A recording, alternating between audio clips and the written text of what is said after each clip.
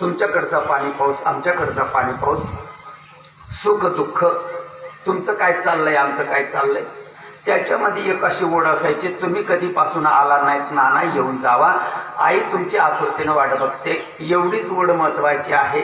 सगळी भरती आहे. मी निंदा करत नाही, मी टिंगल करत नाही. नामा परते साधन नाही. कथा ऐकल्यानंतर जीवनाचा चोथा होईल, चोथा.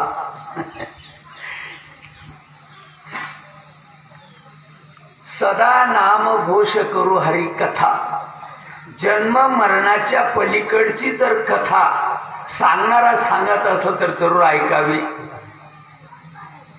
जन्म मरणाच्या अलीकडची जर कथा सांगत असेल फुटाड काढावून मुस्कड्या द्यावं.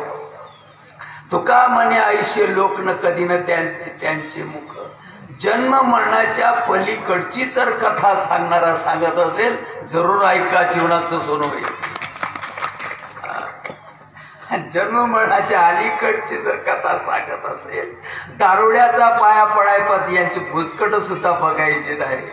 हो, एकच ओढ महत्वाची आहे बस, बाकी सगळी भरती केलेली आहे.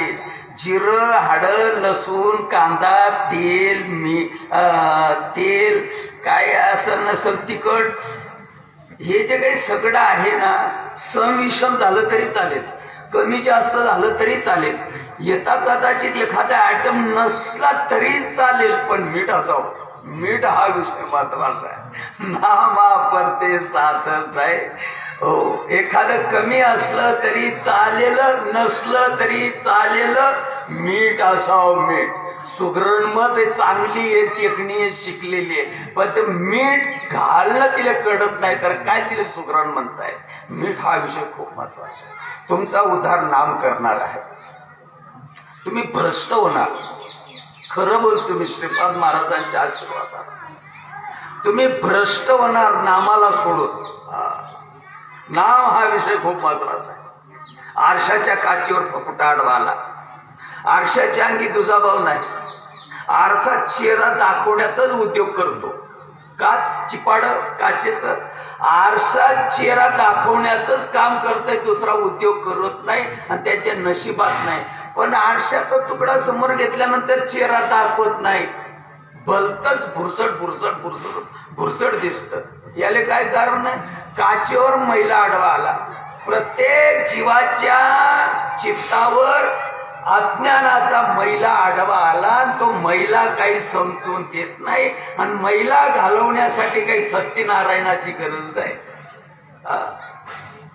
तिथं सप्ताह मांडण्याची गरज नाही, गुलाबजाम खाऊ घालायची गरज नाही, बैठका हाणायची गरज नाही, नागडं उघडं हिरण्याची गरज नाही, लाल भगवं पिवळं नेसायची गरज नाही, जाटाड्या चटा वाढवायच्या नाही. ओ मासे खाल्ले तरी चालेल, नाम घे. आईला कुठून आला रंबा?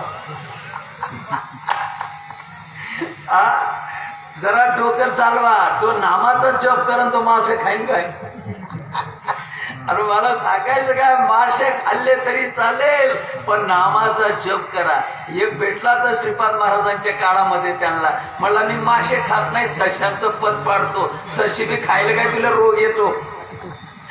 अरे नाम जर घेत नसेल तर काय करताय त्या जीवनाला? आणि मग पथ्य पाडतोस तू. पंढरपुराच्या देवळामध्ये येढा मारून बसला, येढा, तरी सद्गती लाभायची नाही. नाही नाही नाही नाही, दारुड्याची जशी अवस्था तुझी तशीच अवस्था आहे.